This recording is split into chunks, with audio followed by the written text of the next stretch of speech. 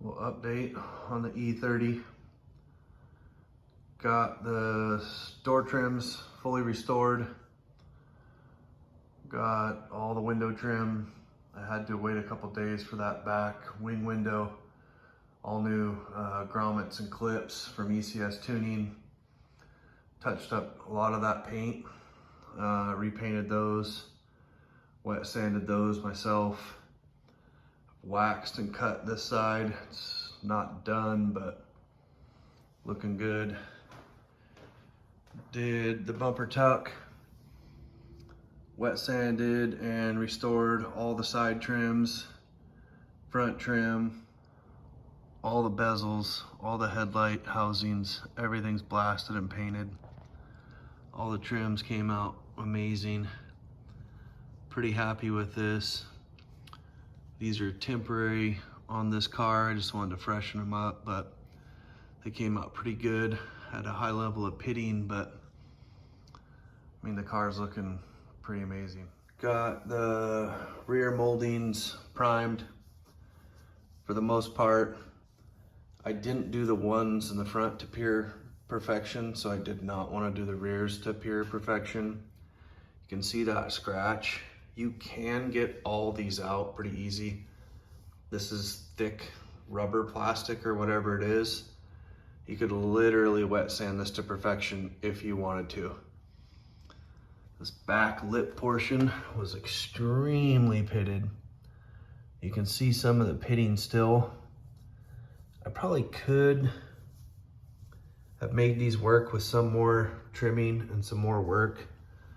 A little bump stop molding came out pretty dang clutch. Only primed for now. Got everything cleaned up in the back. Still need to drill those shocks out and compress those. But I mean, the finish came out pretty good. Taillights are looking good. Just tossed in some Rockford Fosgates in the rear. Kind of like a stock plus. So yeah, looking pretty good. Like I said, all new clips. Those ones are just gone. Finish came out pretty good for 37-year-old paint. I still have to, I cleaned everything back. I mean, I basically just cleaned absolutely everything multiple times. Still got to tackle this guy right here, but I bought an airbrush kit and I got a little bit more wet sanding to do. You can see that little speck right there in those spots. Front trim piece is on. That is not where that goes, that clip right there. But it works. I have new ones. Probably replace a couple of those. That one for sure. I mean, that bumper tuck though, that came out super good. You can see how slick that paint went down. Like I said, these weren't perfect. You can see that scratch right under the side marker. But I mean, it's looking freaking pretty good. I have to, the rear end, the bearings, the input shaft bearings, toasting this thing. So I've got a rear end, the 293 gear ratio being rebuilt right now. Just waiting for that bad boy to be done.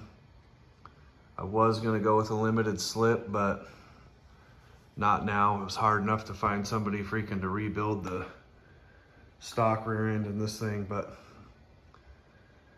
did all the windows, got them waxed. I mean, I waxed them. Everything all in all is just coming out really good in this car. Still have to do the deck.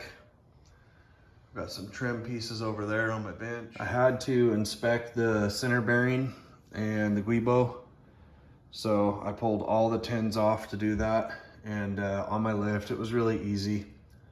Just took the last muffler grommet and lowered the muffler. It took like 20 minutes, I mean, on my lift.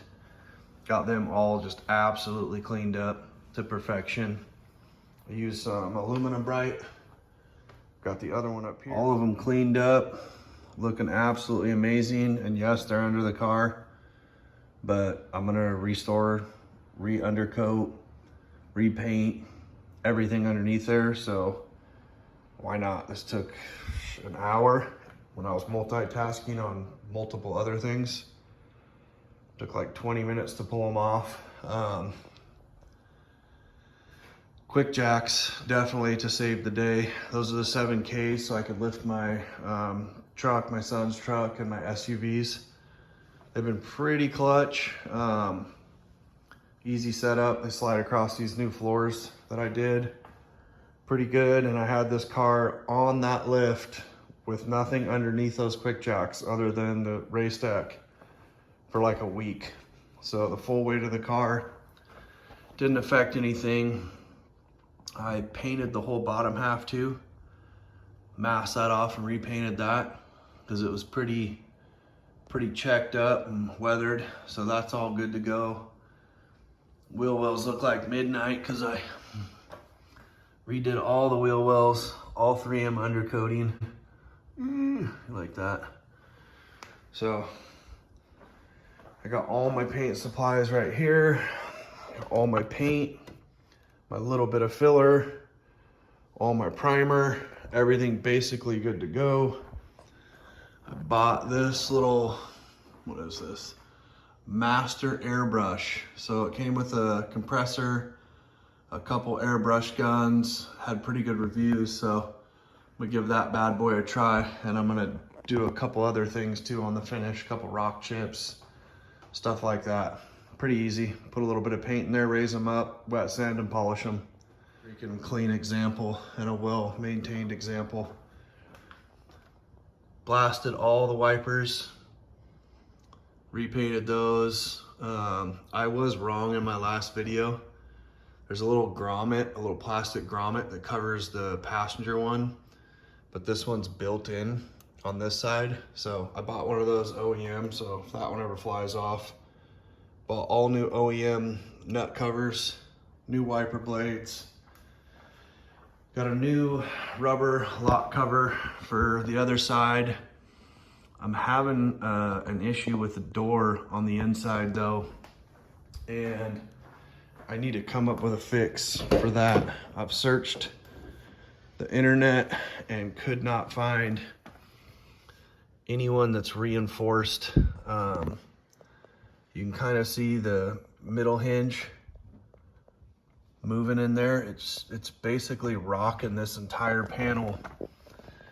Once you take this kick plate off, and I will again to replace the speaker, that whole entire panel is moving back and forth. So I'm gonna have the boys, I'm gonna make a cardboard cutout and have them fabricate a bracket, because whoever had this before, there's 2 bolt holes in there through that kick panel. They only had 1 bolt and double washers, so I pulled that garbage out and then put 2 bolts in it for now. Found the right thread. They were like 1/4 inch fine thread, both of them. One's got a washer on it, and that tightened it up like 30% more and minimized some of the squeaking. You can kind of see it moving in there. I did notice something kind of funny too when I was in there. Took that kick panel off, and then these bad boys fell out. They're like out of a RC car or something, and they had some crusty AA batteries in them, and they were wired up to the SI battery, I believe. I will confirm that later.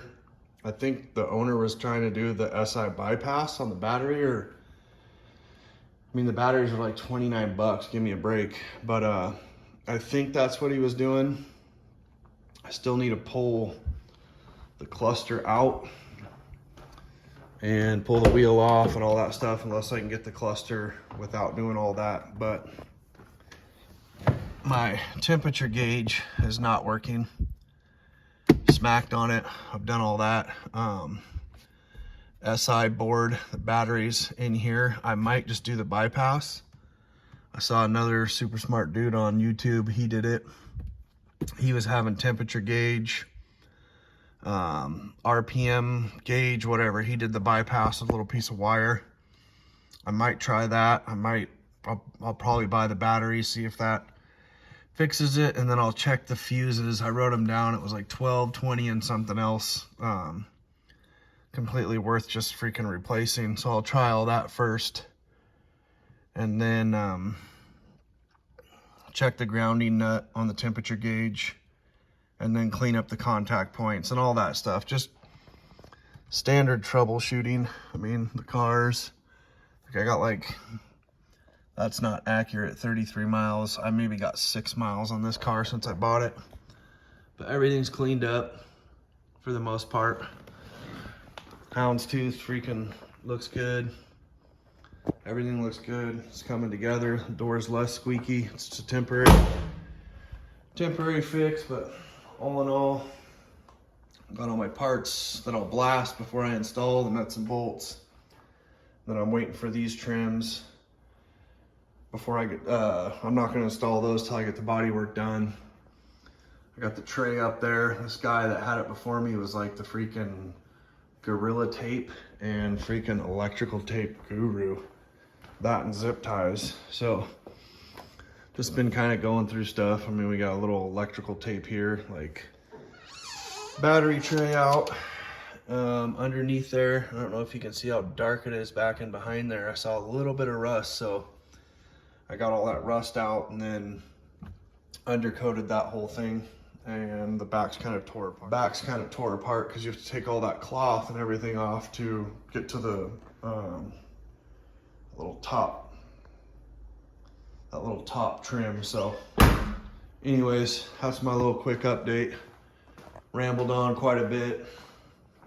Not really filming any of this because I don't know, doesn't really seem like too many people are wanting the do-it-yourself freaking version, so I'm just doing it. And I'll show you the final product. If you got any questions, comment and I'll answer your comments. Thanks.